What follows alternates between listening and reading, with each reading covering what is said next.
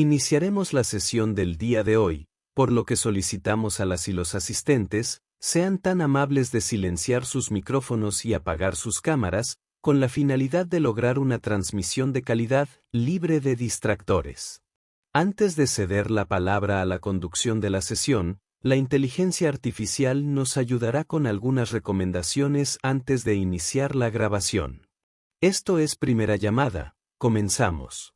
Queremos recordarte la importancia de la confidencialidad y privacidad de la información que se presenta.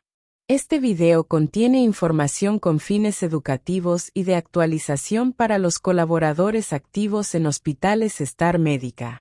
Su divulgación o distribución a personas no autorizadas está estrictamente prohibida. Por favor, sigue estas pautas. No debes de compartir este video con personas que no estén autorizadas para visualizarlo. Evita tomar capturas de pantalla, grabaciones de pantalla o utilizar cualquier otro medio para registrar el contenido de este video. Asegúrate que tu dispositivo de visualización esté protegido con una contraseña o PIN, y no lo dejes desatendido mientras el video está en reproducción. Si sospechas que la confidencialidad de este video se ha visto comprometida de alguna manera, comunicarlo de inmediato a tu superior. Para garantizar tu seguridad, es importante que mientras manejas evites visualizar la grabación. Un descuido puede tener un desenlace fatal. Y para poder concluir, hacer de tu conocimiento que el incumplimiento de estas pautas puede tener consecuencias legales y profesionales. Agradecemos tu compromiso con la confidencialidad y privacidad de la información presentada. Si tienes alguna pregunta o inquietud sobre el contenido de esta grabación o su manejo, ponte en contacto con el coordinador de la sesión o con la Coordinación de Enseñanza Corporativa. Gracias por tu cooperación. Mi nombre es Claudia Pantaleón Martínez, soy gastroenteróloga endoscopista y voy a compartir el día de hoy el tema de ileitis aguda. ¿De acuerdo? Antes de empezar con esto, vamos a recordar que una de las principales sospechas que debemos tener cuando el ileum se encuentre alterado va a ser la enfermedad de Crohn. Es la principal sospecha que debemos tener. Como mencionamos, uno de los principales lugares donde se encuentra la enfermedad de Crohn es a nivel de ileum, ¿de acuerdo? La enfermedad de Crohn como tal es la causa más frecuente de ileitis.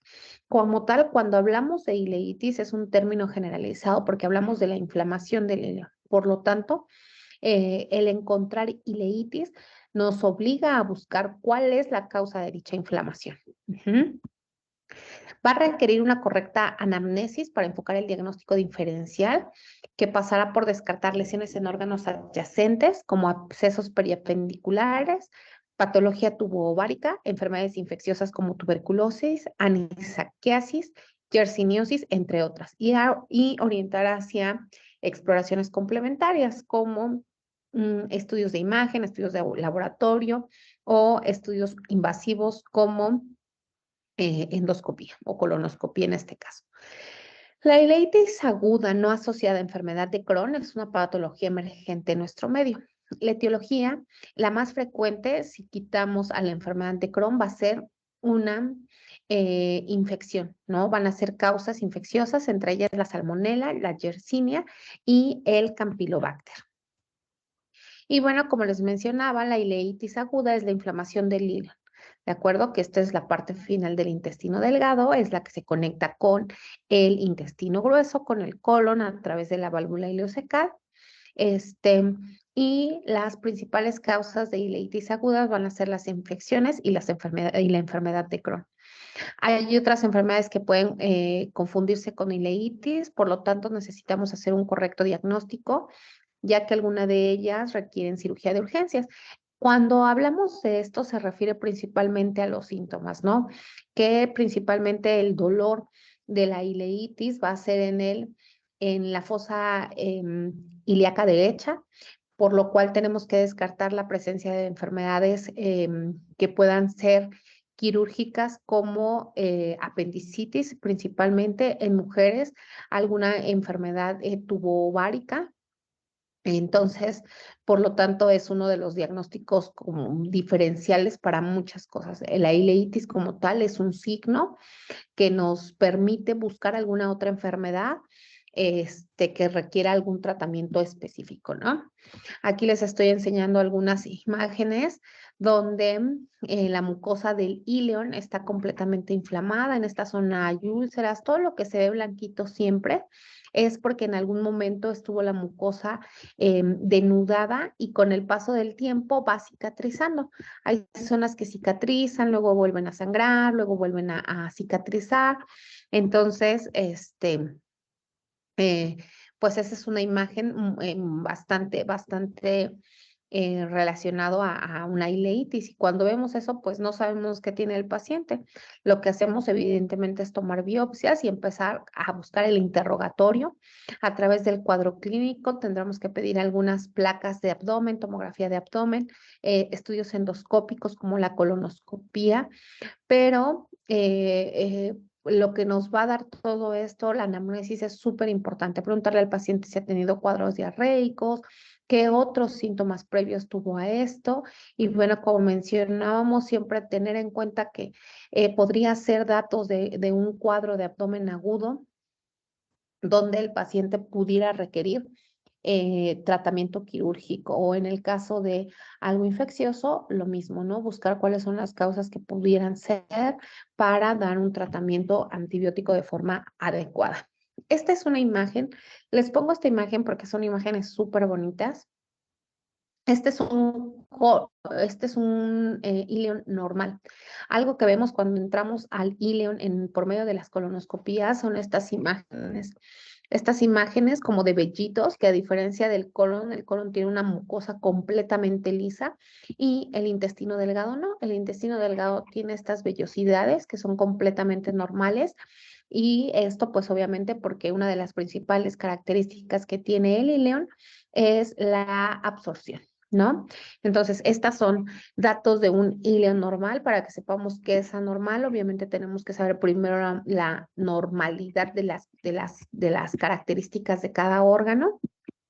Y aquí les empiezo a poner datos de mucosas inflamadas, ¿no? Ya vieron cómo eso es normal, si vemos cómo pierde por completo las vellosidades, pierde como ese aspecto de toallita, yo siempre les digo como para que lo imaginen.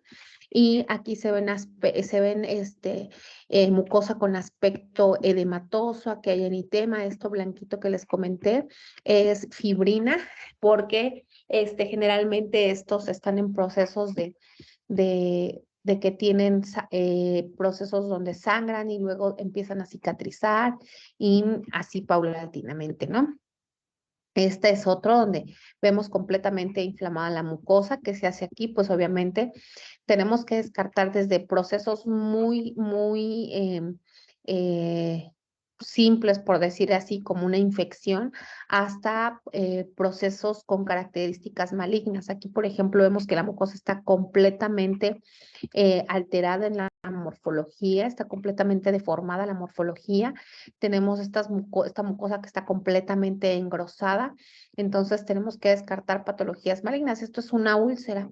Esto que se ve blanco aquí es la fibrina que se ha ido formando, pero tenemos que descartar patologías malignas también. Aquí vemos otras úlceras. Se tienen que tomar biopsias.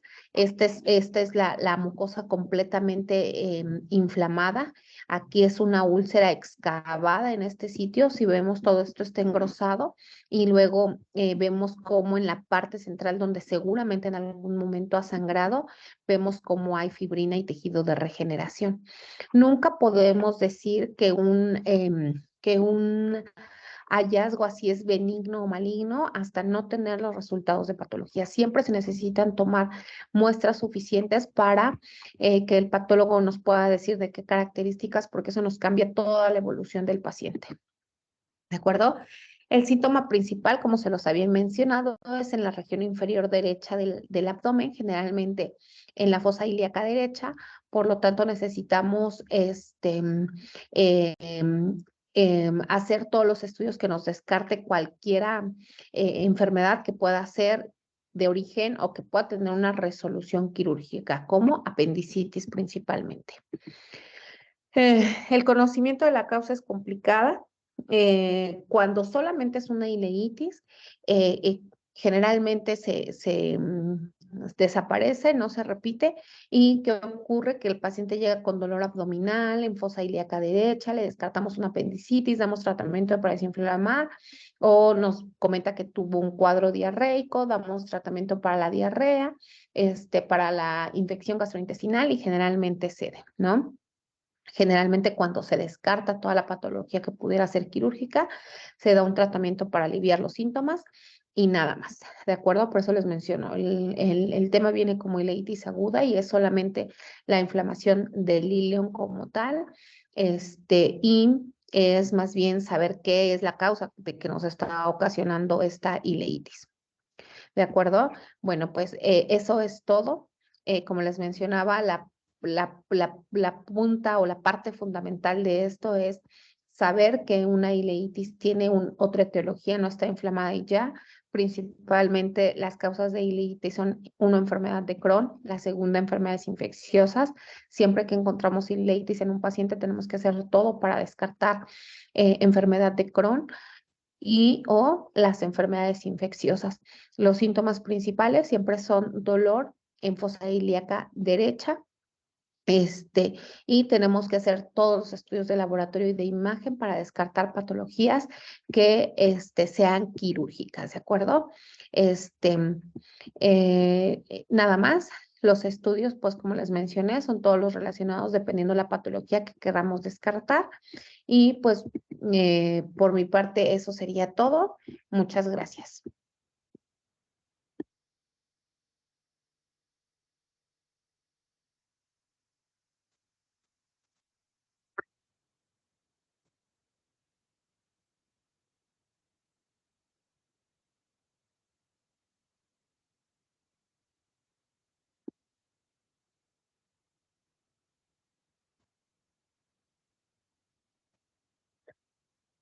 Buen día.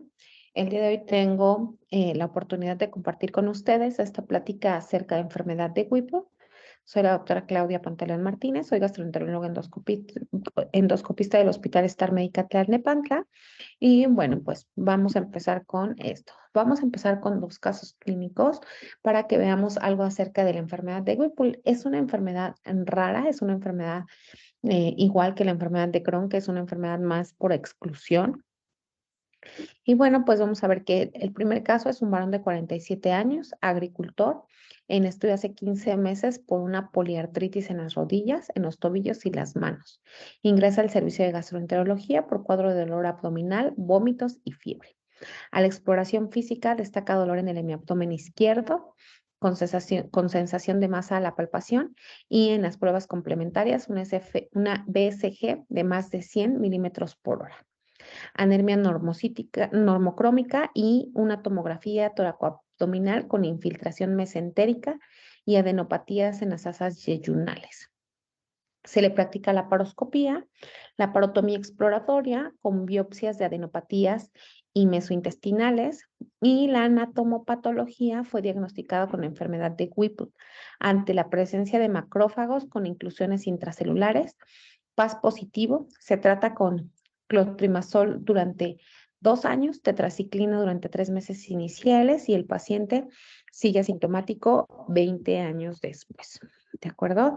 Otro caso es un varón de 63 años que tiene antecedentes de hipertensión arterial sistémica, insuficiencia renal, artritis y lumbalgia de 9 años, de evolución con diagnóstico de espondiloartritis. Presenta uveitis posterior y vitritis en ojo derecho. 3 episodios de pancreatitis con ingreso en el servicio de gastroenterología, donde se le hace una tomografía, donde se evidencian adenopatías mesentéricas inespecíficas. Se hace una panendoscopía con bulboduodenitis erosiva con toma de biopsias, y un mes después ingresa nuevamente por tener fiebre, diarrea y dolor abdominal. La biopsia duodenal tiene un diagnóstico de enfermedad de Whipple, se le da tratamiento con ceftriaxona y mipenem, después trimmetoprim y sulfametoxazol, y después de 2 años cefixima, ¿de acuerdo? Y bueno, vamos a ver qué es la enfermedad de Whipple. La enfermedad de Whipple es una enfermedad crónica multisistémica. Esta está causada por un patógeno que se llama Troferima Whipple, por eso se le llama enfermedad de Whipple. El diagnóstico es un diagnóstico difícil, ya que es una presentación inespecífica y va a tener la forma en la que lo vamos a diagnosticar, pues es la sospecha y el cultivo de esto. Vamos a tener que hacer muchos diagnósticos diferenciales para esto. Se necesita una biopsia duodenal, una tinción con PAS y una PCR, ¿de acuerdo? Una de las características que va a tener esto, pues van a ser este, poliarteritis, artralgias y diarrea. Vamos a hablar de la Troferima Whipple. Esta va a ser un organelo que va a tener forma de bastón de 2 micrómetros de largo aproximadamente.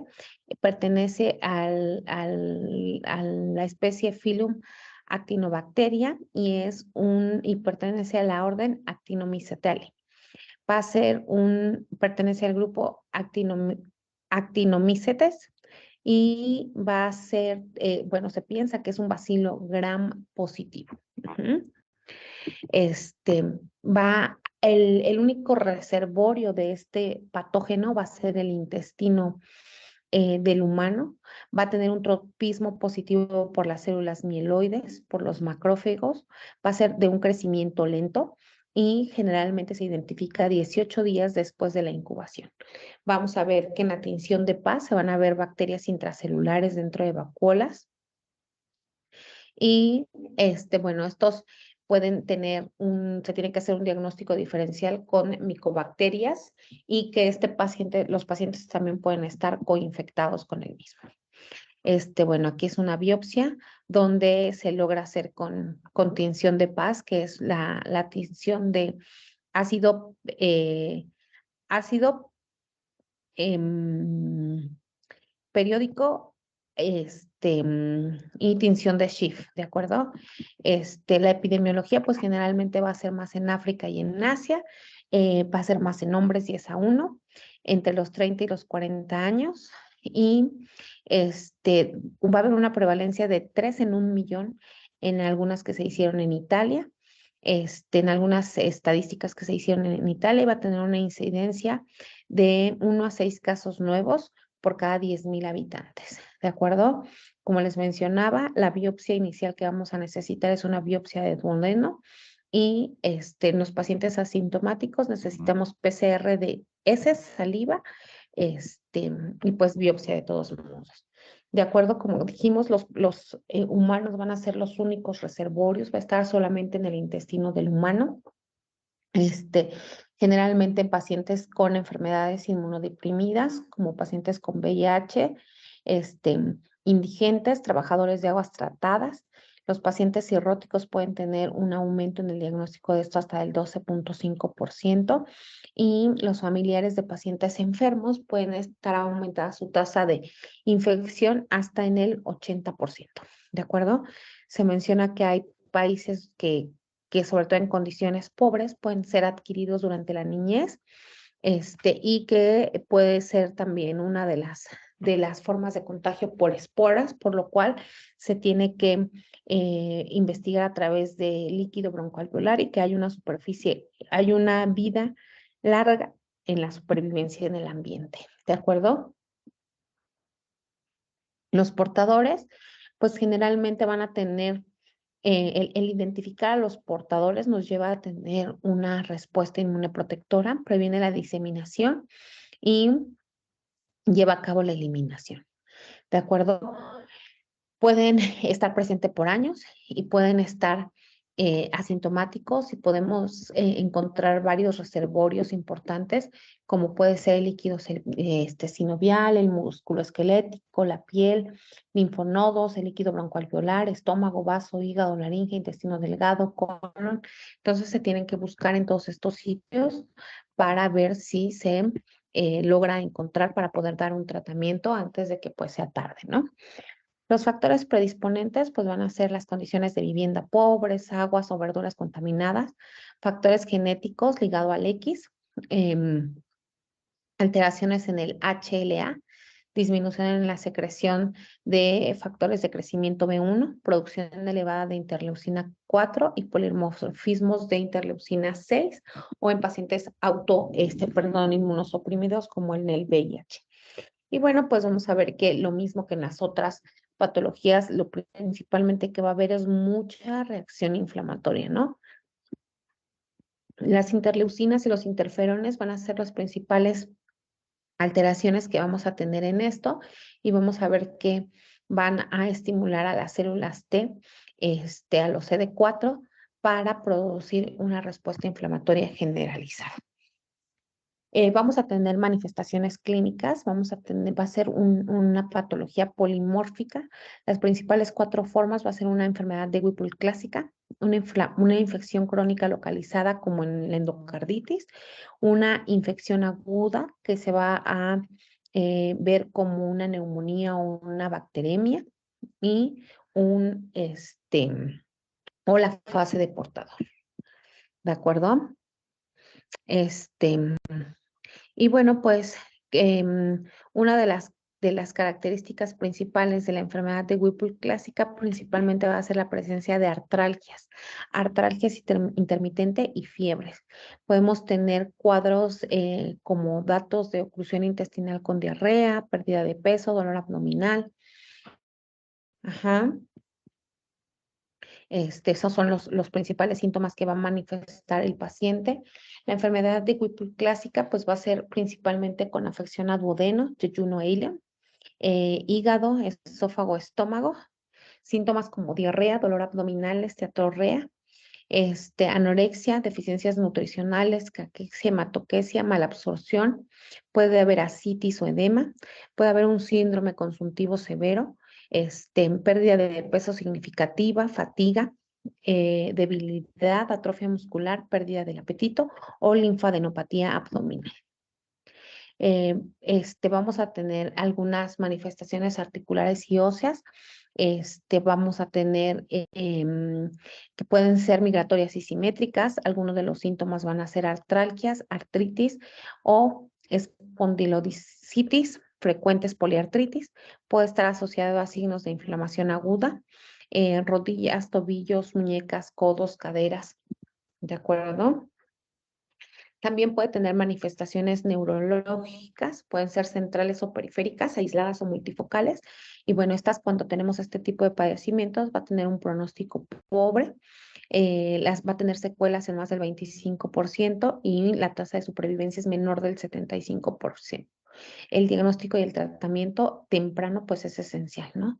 Podemos tener algunas características de manifestaciones neurológicas como cefalea, deterioro cognitivo, hiperosmia, coma, oftalmoplegia supranuclear progresiva, miorritmia, oculomasticatoria y oculofacial esqueletal, síndrome del lóbulo frontal, ataxia cerebelar y síntomas extrapiramidales o de neurona motora superior. Vamos a tener también algunas alteraciones a nivel de otros órganos, como son cardiovasculares, una de las principales endocarditis, pleuropericárdico en la fase tardías. Dermatológicos, podemos tener lesiones cutáneas o subcutáneas, linfadenopatías o hematológicos como anemia, pancitopenia o trombocitopenia. Vamos a tener síntomas respiratorios como puede ser tos seca, dolor torácico, disnea, y estos generalmente se van a presentar sin síntomas gastrointestinales. En la infección crónica localizada podemos tener algunas alteraciones como encefalitis, donde vamos a ver deterioro cognitivo, ataxia, oftalmoplegia supranuclear. Vamos a tener algunos síntomas más severos. Tenemos que intentar identificarlos tempranamente y aquí se tienen que hacer las biopsias determinadas del órgano que creamos que está afectado, como cerebro en este caso, y si se sospecha de la enfermedad, pues obviamente el tratamiento empírico está indicado de forma correcta. Y la infección crónica localizada, pues bueno, podemos encontrar en pulmón como enfermedad pulmonar intersticial, hipertensión pulmonar, osteoarticular, uveitis, linfadenopatía. Podemos tener evidencias de gastroenteritis como diarrea intermitente, dolor abdominal y pues los pacientes que tienen enfermedades inmunosupresoras como VIH, pues pueden desarrollar todavía más fácil la enfermedad, nos pueden hacer bacteremia. Y pues bueno, los diagnósticos generalmente los vamos a realizar a través de endoscopía cuando el paciente tiene dolores, diarreas, evacuaciones constantes que no ceden ante ante ninguna otra patología, pues obviamente como los mencionamos, esto es un diagnóstico histopatológico, hay que tomar las biopsias, que nos va a decir si encontramos este patógeno. ¿De acuerdo? En la endoscopia podemos ver superficies de mucosas amarillas pálidas con vellosidades dilatadas y ectasia, sin embargo, es nada específico. ¿De acuerdo? A nivel de radiología podemos ver un poquito de dilatación intestinal con mucosa prominente y plegada, pero sin embargo, no tenemos un patrón específico para esto. ¿De acuerdo? El diagnóstico, ya se los mencioné, es una biopsia duodenal durante la endoscopía para buscar la bacteria. Se tiene que hacer también en antro, en yeyuno o en ilion. Y la histopatología va a ser a través de PAS y de hematoxilina y eosina. Y bueno, pues aquí vamos a ver, se van a ver macrófagos espumosos en la lámina propia con varias inclusiones citoplasmáticas, PAS positivo, resistentes a diastasa y silinicen negativo. ¿De acuerdo? El PAS es poco específica, es probablemente negativa en pacientes sin datos de enfermedades gastrointestinales. Los macrófagos espumosos como el Rhodococcus equi, Mycobacterium avium intracelular, Corynebacterium, Bacillus cereus, histoplasma, hongos. Y bueno, el silnicen es para ácidos resistentes, micobacterias contra no ácidos resistentes, como la Treponema Whipple. Y las células PAS positivas, pues tenemos que descartar que se trate de una encefalitis. Hay que ver si existe la posibilidad de tomar biopsias cerebrales, o dependiendo el órgano que estemos buscando. Y pues bueno, estas son unas imágenes que nos muestran de cortes histopatológicos donde se logra ver aquí a la bacteria. ¿De acuerdo? El diagnóstico, pues, es de exclusión, principalmente la PCR cuantitativa en heces y salivas, pues puede haber un PCR positivo con un PAS negativo por la distribución irregular de las bacterias. El principal riesgo, pues, es el haberse contaminado durante durante el proceso para poder procesar esta muestra. Se tienen que disminuir los falsos negativos y pues bueno, no olvidar que existen enfermedades portadoras que como tal, no, pacientes portadores que como tal en ese momento no tienen la enfermedad, pero sí contagian. ¿De acuerdo? Entonces, depende cuando sospechemos en síntomas de un paciente con enfermedad de Whipple, pues tenemos que hacer un PCR. Si tenemos dos pruebas positivas, tiene una alta posibilidad. Si tiene una prueba positiva, tiene una posibilidad tentativa. Y si tiene ninguna prueba positiva, las posibilidades de que sea enfermedad de Whipple es muy rara. El diagnóstico, al igual que de las otras enfermedades que hemos hablado, pues es histopatológico por medio de PAS. ¿De acuerdo?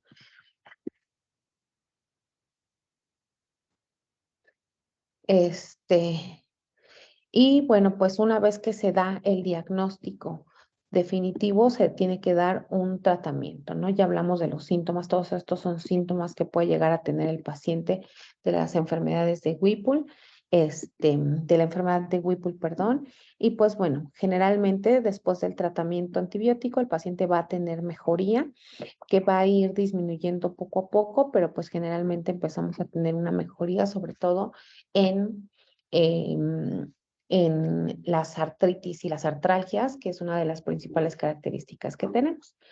Aquí uno de los principales tratamientos es con ceftriaxona y meropenem o trimestoprim o doxiciclina, ¿no? Se tiene que llevar alguno hasta por 14, hasta por 12 meses y asegurarnos de que no tengamos ninguna complicación secundaria al tratamiento.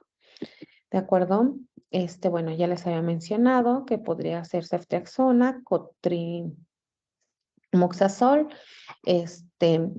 también se utiliza como alguna terapia y pues bueno, tenemos que darnos cuenta que el paciente tiene esta enfermedad. Para poder diagnosticar este tipo de enfermedades, pues lo que se tiene que hacer es primero pensarlas. En este tipo de pacientes no están indicados los esteroides, ya que al ser una enfermedad infecciosa, si nosotros iniciamos algún esteroide, pues obviamente la enfermedad puede exacerbarse. ¿De acuerdo? Como les mencionaba, va a haber una mejoría inicial con el tratamiento en las primeras 3 semanas. Hay que dejarle una terapia antibiótica efectiva y pues va a empezar a haber mejoría. Hay algo que se llama síndrome inflamatorio de reconstitución autoinmune y esto es una complicación que se presenta durante el tratamiento antibiótico, en tratamiento que han tenido tratamiento previos con inmunosupresores. Aquí puede haber presencia de fiebres o artritis, signos cutáneos como meningitis, abscesos cerebrales, pleuritis, endocarditis o orbitopatía. Pacientes que hayan utilizado esteroides y que a las 24 horas no hayan tenido mejoría con el inmunosupresor. ¿De acuerdo? Cuando ya dimos el tratamiento, pues posteriormente se tiene que llevar un seguimiento, se tienen que volver a tomar biopsias en caso de que el paciente no tenga mejorías. Si no, no hay necesidad. Se tiene que volver a tener el PCR y se utiliza doxiciclina para evitar la reinfección. ¿De acuerdo? ¿Qué es lo que tenemos que aprender de esto? Pues bueno, que la enfermedad de Whipple es una enfermedad infecciosa. El diagnóstico lo hacemos con el PCR, el cultivo y la histopatología. La infección y el estado del portador son más comunes de lo que inicialmente se diagnostican. El diagnóstico y el tratamiento no están por completo establecidos. Sin embargo, pues bueno, tenemos a unos de esquemas antibióticos que son los que más utilizamos. ¿De acuerdo? Es una enfermedad con alta morbo y mortalidad, por lo cual requiere un tratamiento y un diagnóstico temprano. Pues es todo por mi parte con este tema. Les agradezco y espero que tengan buen día.